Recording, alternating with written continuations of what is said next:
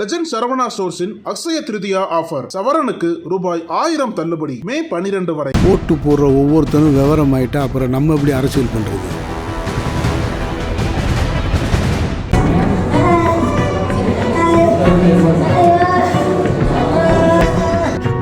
ரிசல்ட்டுக்காக காத்திருந்த மாணவி, நண்பர்கள் கொடுத்த அட்வைஸ், தனிமையில் தோன்றிய அதிர்ச்சி முடிவு, கதரும் குடும்ப உறுப்பினர்கள்.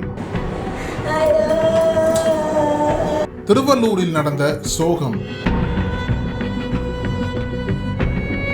திருவள்ளூர் மாவட்டம் திருத்தணிக்கு அருகே அமைந்துள்ளது மேல் பொதட்டூர்பேட்டை கிராமம். இந்த பகுதியைச் சேர்ந்தவர் முரளி. 40 வயது மதிக்கத்தக்க இவர் கூலி வேலை செய்து வருகிறார். முரளிக்கு திருமணமாகி 14 வயதில் குமாரி என்ற மகள் உள்ளார். அவர் அங்குள்ள அரசு பள்ளி ஒன்றில் 10ஆம் வகுப்பு படித்து வந்தார்.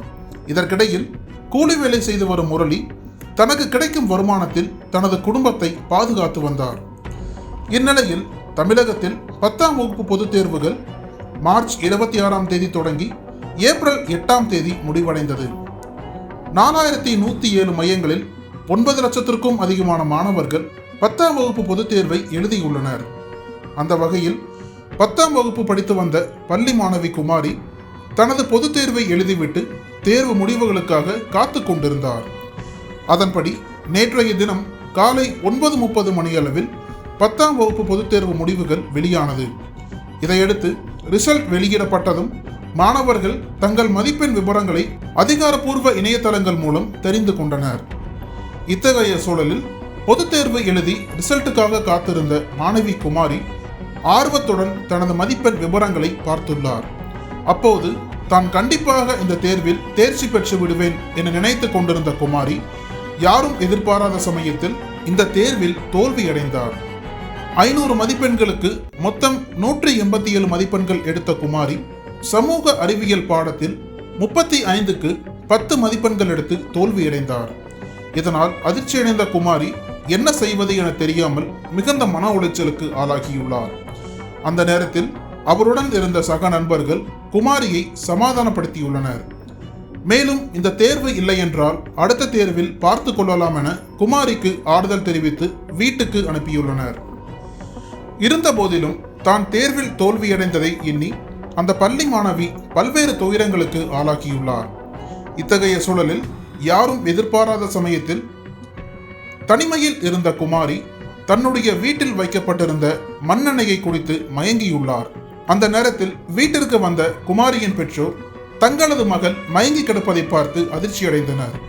பின்னர் அவர் தற்கொலை முயற்சிக்கு முயன்றதை தெரிந்து கொண்டு குமாரியை உடனடியாக மீட்டு அங்குள்ள அரசு மருத்துவமனைக்கு அழைத்துச் சென்றனர்.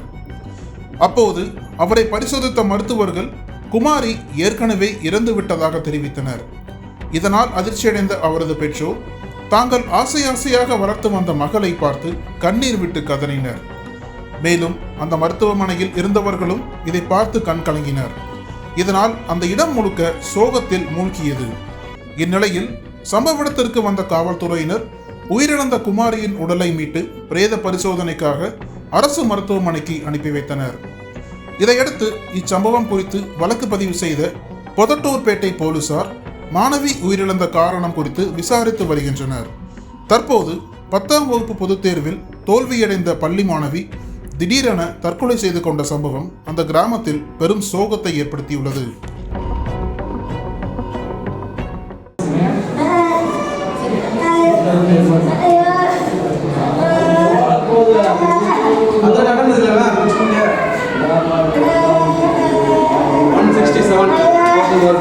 தமிழகத்தின் அரசியல் புலனாய்வு வரலாறு நக்கீரன் பப்ளிகேஷன்ஸ். இந்த கோடை விடுமுறையை புத்தகங்களுடன் கொண்டாடுங்கள். கோடை காலத்தை முன்னிட்டு ஏப்ரல் 23 முதல் மே 30 வரை நக்கீரன் வெளியீடுகளான அனைத்து நூல்களுக்கும் 25% சிறப்பு தள்ளுபடி. புத்தகங்களால் கோடையை கொண்டாடுவோம். அனல் பறக்கும் செய்திகளை அப்டேட் செய்து கொள்ள நக்கீரன் களத்தை இப்பவே சப்ஸ்கிரைப் பண்ணுங்க.